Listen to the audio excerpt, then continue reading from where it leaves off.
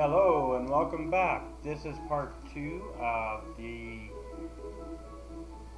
Wizard101 tutorial that I wanted to do. As I said before, this one will start off with getting familiar with the game and whatnot. Well, I don't think I actually said that, but that's what I'm doing. Any character that's got a yellow exclamation point above their head has a main storyline, or has a quest for you. I am not sure if it's main storyline or not. You don't have to pick up any of the other quests that aren't main storyline, but sometimes they can help you when leveling up for a stronger world or area that you haven't been in yet. Now, the spell book, when you open it up, normally will open you to this page here unless you've had it previously opened it somewhere else for whatever reason. This page is basically your stats. It tells you if you have crowns, which seems starting wizards start with 499 crowns. Not much you can do with that. You can either buy Wizard101 game cards to get crowns, or you can earn crowns with the button in the top left corner up here that's marked Earn Crowns. Or you can use a credit card and buy them that way. Training points is what allows you to learn spells from schools that are not your own. And the schools that you can have, as I said in the last one, are... No, I didn't say that. I'm sorry about that. The different schools you can become are Storm, Fire, Ice, Myth, Life, and Balance, and Death. There are 7 different schools. As you progress through the game, you'll get access to other schools. And that other school, which is shown here, that I'm circling, is, I think, classified as the astronomy type thing because it governs the sun and moon spells. It's not a school that you can choose to begin with, because all of the spells that you learn from them are enchantments that I've seen. Now, it shows you what level you are, what your school is. Like, Life is called a Thurgist. Your health shows, when you highlight it, it shows your base health. This number can change depending on your equipment that you get. Mana is the same thing. It shows me that you've got 15 base. Your experience level here shows 33 out of 45, so all I need is another 8 experience, and I will grow to level 2.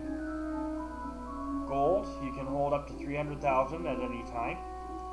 Unfortunately, that is the max amount. Arena tickets is for the PvP, or player versus player, if you'd rather. This yellow globe for energy is your extra energy. It's stuff you can use when you are training your pets, doing gardening, and even now, something that's new to me, fishing. More in, that tells you how long you have to wait before you get one more energy. Now on this page, you see that there's a few different slots. We've got your damage percentage, or what gets added. We've got your resistance to each of them, and we've got your accuracy boost. The school with the lowest accuracy is Storm, but they also have the cards with the most damage. On the second one that says Advanced character statistics. It shows your critical rating for each school, your block rating, which is the ability to block a critical hit, and something that allows you, and armor piercing, which allows you to do extra damage as if the armor did not have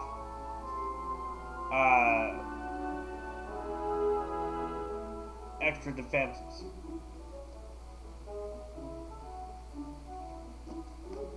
Stun resistance. The higher that number, the less chance you have of being stunned with certain cards, such as,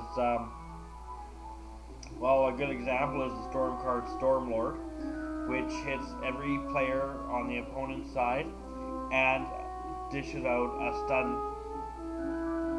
trap on. For each stun trap is one turn where they cannot attack. Healing. This will boost the amount of heal a card will do, such as casting, for Life Wizard, casting Pixie on a friend. If you're sending it to them, that's out percentage that can be increased, and in is anything that targets you. I'm not sure if you get both the in and out bonus from targeting yourself with a healing spell. On page 2 of the advanced character statistics, we have pip conversion, power pip chance, and something new, which is shadow pip bonus. That's something I do not know much about, but the way I understand it is one shadow pip is worth 5 regular pips. Power pips, which are shown as yellow, count as 2 pips. Now these power pips will count as 2 for your school only, and if you get a mastery amulet later on, will also count for the amulet for that mastery. So for example, on my Storm Wizard, I've got a life mastery amulet, so any life spell I use will use power pips the way my Storm does. Anything that is not with a mastery amulet or your own school uses power pips as 1. I unfortunately do not know what the shadow pip bonus does. Activities, things like crafting, gardening, fishing, and monstrology. Both fishing and monstrology are new to me. I've seen them with my other wizards because I have had the chance to try them. I don't know if fishing really has any big impact on the game. Monstrology will allow you to create treasure cards, which are one-use card of the different enemies that you are using the monstrology stuff on. You can also create a copy of that monster for your home for people to visit. And if your home happens to have a dueling arena, you can actually use that monster as a duel partner. Or someone that you might not even fight against. I believe that's how it works. Not sure, I haven't had one in my Celestial Observatory yet.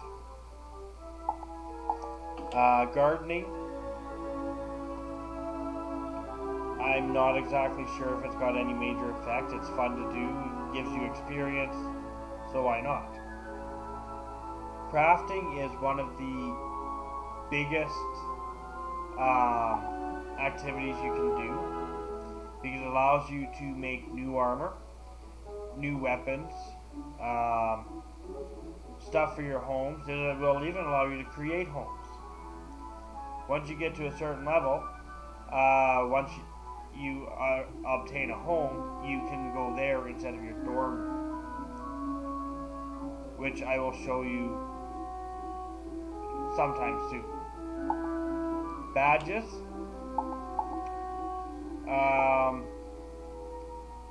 Any badge that you can earn will apparently show up in this section. It tells me that you can get 13 badges in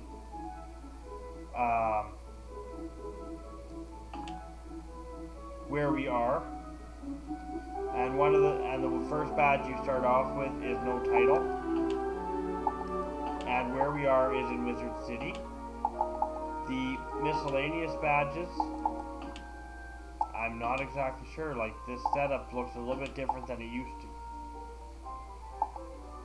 PvP and Derby ratings. As you can see, there is different ages that you go through, so your stats will reset on a regular basis. 500 is your starting rating, and you can actually increase or decrease that depending on how well you do. I'm pretty sure the rest of this stuff would be self-explanatory. Shows second age, first stage. So you can even keep tabs on some of it. Time slots. One of the major things that time slots is used for is breeding pets. You can get together with a friend or a stranger, or if you've got two pets, you can put them together in the pet pavilion, which I believe opens at level 5. And at roughly 30 to 40,000 gold, you can do a pet hatching. However, you've only got one slot to begin with, and I know there is ways to add more, but I'm not completely sure how. At this time, I think it's through use of crowns. And that's basically it for the character status screen. We've got your backpack, which includes a lot of stuff, including your all equipment slot, which shows that my equipment that's equipped right now is the starter deck, and the Wand of Effervescence, which is a life wand.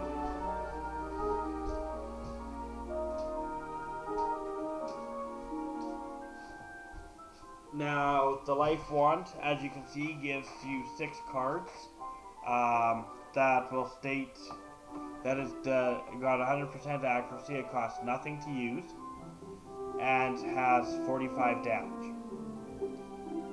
The starter deck allows you 14 spells in the deck, and a max of 3 copies of each spell. The sideboard is where you put your treasure cards. And the starter deck, since it comes with every wizard, you cannot give to another wizard that you may have. And, well, unfortunately, you cannot sell it. You can, however, after a while, put it into your bank. So you can check your basic items here, whether it be hats, robes, boots, wands, and all the way down.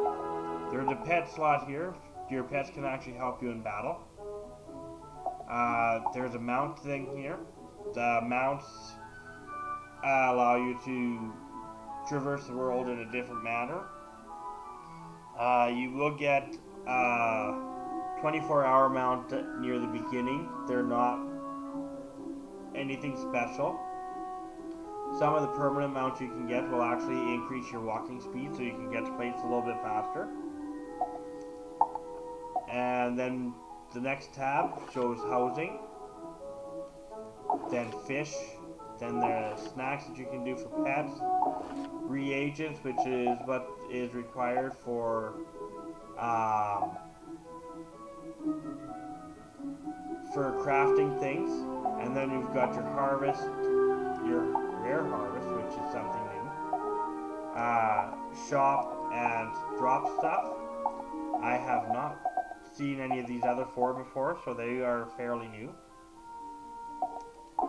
Jewels is definitely something new. I think I've picked up a couple in one of my other games. I believe you can use them to enhance the power of weapons or pets or armor and stuff like that. As you can see, there's 5 different shapes. These different shapes will fit in different slots on your armor. Here's your monstrology tome. Anything that you've managed to extract a soul from will appear here. It will tell you how many souls you have, and when you click on the name, it will also give you different options of what you can do with them. And you can click on the different options to find out how many souls you need and how much money you need.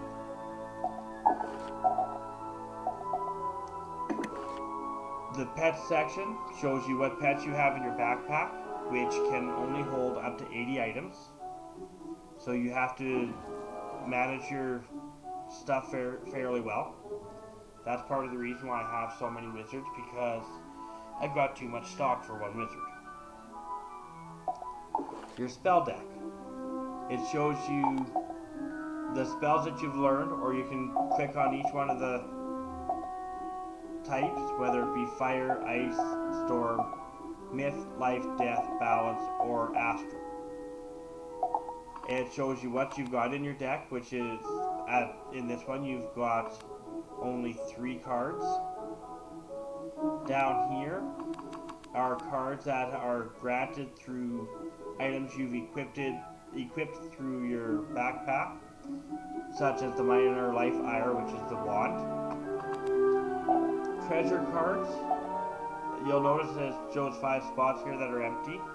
Treasure cards are part of the side deck, which is what the thing earlier was talking about.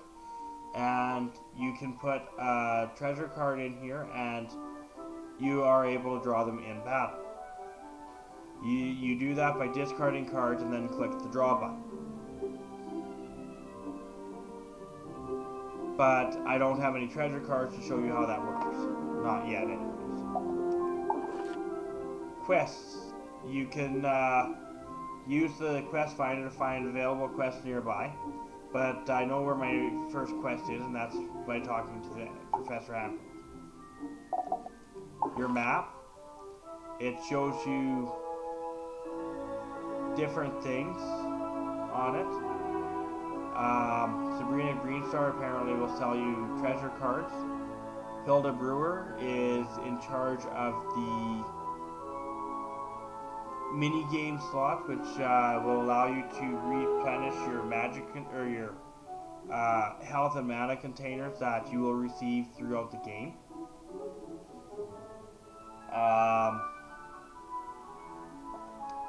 Furniture, other characters that you'll meet throughout the game. Lucky Hookline, he's a new character that's the fishing guy. Harold Argylston will give you treasure cards, or sorry, sell you treasure cards. Now, Ravenwood is the place where your dorm room is, then the different schools are.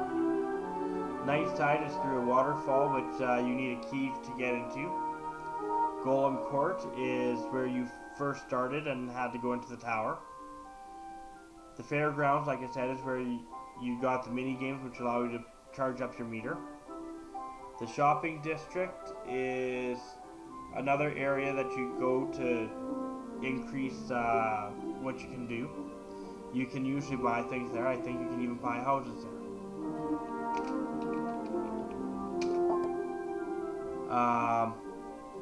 Then there's the pet pavilion, which is like I said, level 5. You can buy pet snacks there. You can train your pets. Trained pets will have different abilities that they can learn at each stage, from baby through ancient. People breed the pets to try and get higher rarity of abilities.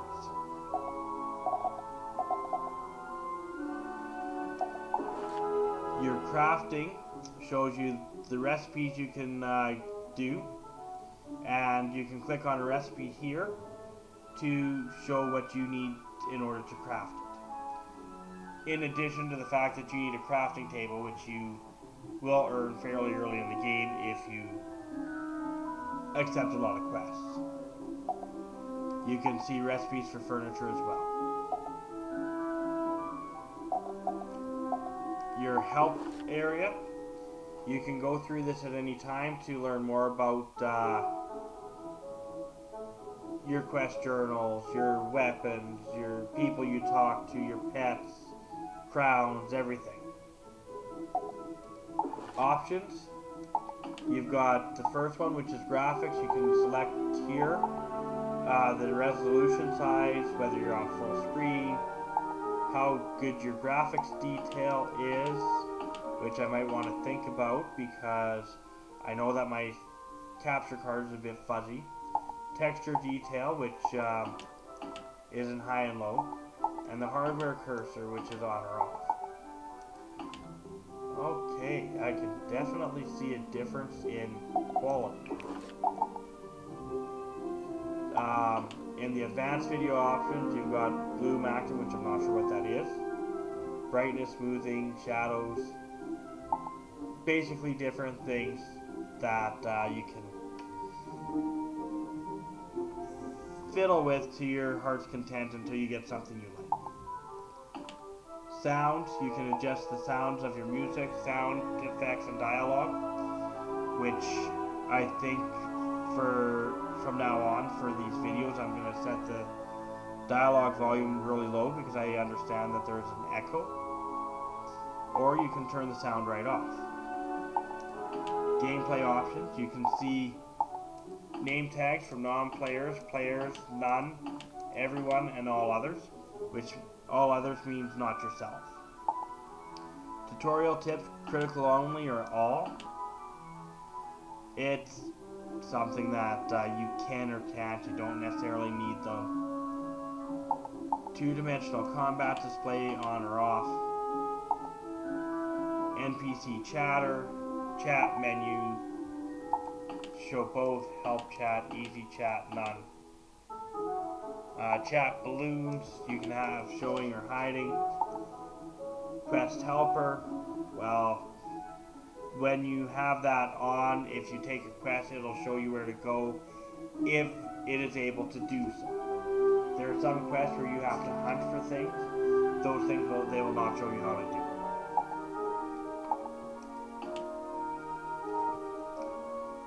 Gameplay number 2. Well, you can select to be hidden to your friends. So, for example, if I want to do some recording without my friends interfering, I could click that on, but this account doesn't have friends yet. It'll alert you to dungeons if you leave this on. I'm not quite sure what the backpack item lock is yet. I have yet to figure that out. I'm thinking item locks are, for example, stuff that's equipped. Quest Finder. I am going to turn that off because that's just this part here. Oh, it looks like I have yet to turn it off, actually.